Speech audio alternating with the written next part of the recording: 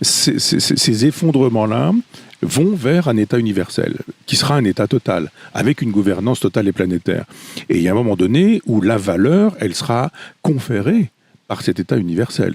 C'est pas soi dans son coin où on dira moi j'ai créé ma petite monnaie, comme il y a des monnaies locales, vous savez, il y a ça en Normandie par exemple, et il y a même un moment donné, on n'aura même plus besoin de taper sur un clavier parce que on sera pulsé grâce à Elon Musk et il suffira pas forcément de penser, puisque c'est peut-être même la machine qui pensera pour nous, mais d'avoir des impulsions qui se transformeront de manière numérique et à ce moment-là, on n'aura plus besoin d'éduquer comme on le faisait à l'ancienne parce que c'est la machine qui nous éduquera. Les crypto-monnaies par ailleurs, ce sont des monnaies techniques.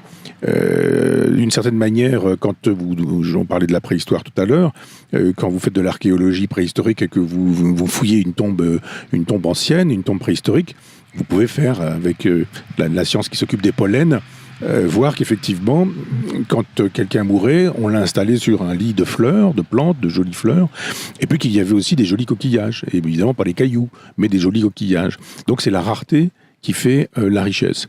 Et donc là, ce sera exactement la même chose, c'est-à-dire qu'on va refabriquer de la rareté, on va refabriquer de la richesse avec de la croyance. C'est-à-dire que si je vous dis, voilà, ceci est un diamant, vous n'allez pas me l'acheter le même prix que si je vous dis, ceci est un charbon. La crypto-monnaie, c'est ça. C'est-à-dire que j'y crois autant qu'on y croit. Et si d'un seul coup, on n'y croit plus. Vous voyez, par exemple, le moindre mouvement d'Elon Musk effondre une crypto-monnaie. C'est problématique quand une monnaie dépend des humeurs et des vapeurs d'un seul individu. Le principe jadis, c'est que la monnaie était construite sur l'or et que l'or est toujours d'ailleurs associé à la rareté. On découvrirait une espèce de mine d'or dans laquelle il y aurait des tonnes d'or faciles à récupérer. Ouais. Évidemment, d'un seul coup, la valeur s'effondrerait totalement. Si on retrouvait 500 toiles de Van Gogh, le coût de Van Gogh ne serait plus le même non plus. On sait comment on fabrique de la valeur aujourd'hui et c'est par la rareté. Donc moi, je ne suis pas gêné du tout par les bitcoins. Je dis simplement que si chacun fait sa monnaie, il n'y a plus de monnaie. C'est ça le problème.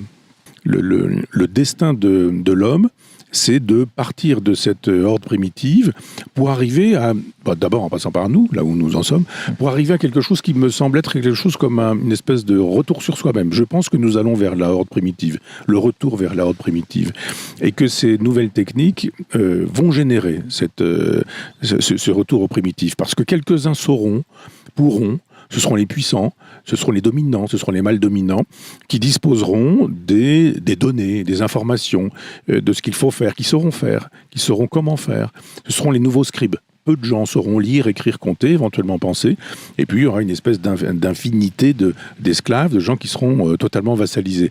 Et cette idée de dire « j'ai ma monnaie, j'ai ma police, la propriété, c'est moi qui décide, la valeur, c'est moi qui décide », c'est très narcissique, c'est très égocentré, c'est très dans l'esprit du temps. Et moi, je pense très exactement l'inverse. Je pense que ce vers quoi nous allons, c'est un État universel.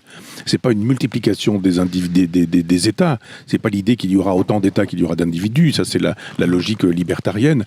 Je pense que quand quelqu'un comme Jacques Attali écrit un livre qui s'appelle « Demain, qui gouvernera le monde ?» il y travaille, lui, à la gouvernance mondiale, à l'État total. Et je pense que l'effondrement des civilisations, l'effondrement des cultures locales, je dirais, c'est-à-dire le monde chinois, le monde slave, le monde judéo-chrétien, etc. Non, mais le principe de la horde, c'est qu'elle fait régner la loi pour tous les autres. Donc on aura une horde qui probablement sera... j'en sais rien, moi je dirais a priori, même pas américaine, californienne. Je pense que c'est plutôt la côte ouest des États-Unis qui est en train de travailler à ce sujet-là. Mais bon, on ne sait pas ce qui se passe en Chine, on ne sait pas ce qui se passe en Inde. C'est assez peu probable que ça se passe en Afrique. C'est assez peu probable que ça se passe en Europe. Mais il va y avoir effectivement du côté des Californiens cette façon de... Vous voulez qu'on écoute tous ensemble Non, je rappelle qu'on est dans un petit village de France et que comme dans tout l'hiver, j'adore. Voilà. C'est formidable. Il y a une cloche. On est rappelé à l'essentiel. Ouais. Mais je crois qu'il y aura un lieu. Je pense que quand vous dites décentralisé, ce sera centralisé. On ne saura pas où c'est. Je pense que l'avenir est dans le passé des deux livres que sont 1984 d'Orwell et le meilleur des mondes de Huxley. C'est-à-dire, quelque part, sera un lieu qui centralisera à partir duquel, évidemment, il y aura des rhizomes, des rayonnements sur l'ensemble de la planète. Chacun aura l'impression de faire partie d'une communauté totalement virtuelle. Mais ces data qui donnent l'impression d'être dans le cloud, c'est extraordinaire l'expression. C'est dans le nuage. C'est formidable. C'est pas du tout dans le nuage. C'est dans des ordinateurs qui sont aux États-Unis et on sait très bien où ça se trouve. Donc c'est pas dans le nuage, c'est très précisément enfoui dans une terre californienne ou du côté de la côte ouest américaine.